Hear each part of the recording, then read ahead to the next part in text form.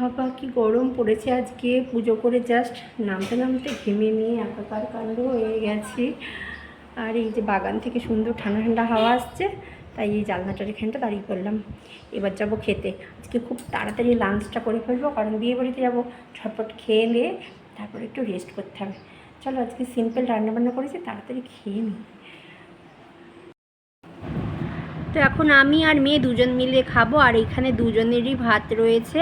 আর আজকেও পরিমাণেও খুবই অল্প অল্প রান্না করেছি, কারণ এক্সট্রা থাকলে সেগুলোকে গুছিয়ে আবার ফ্রিজে তুলে রাখো, আরেক ঝামেলা। আর রাত্রিবেলা তো খাবোও না, সেই খাবারগুলো সেই ফ্রিজেই পড়ে থাকবে। তার থেকে একদম যতটা আমাদের দরকার ঠিকঠাক পরিমাণ মতনই রান্না করেছি, একদম মেপে মেপে।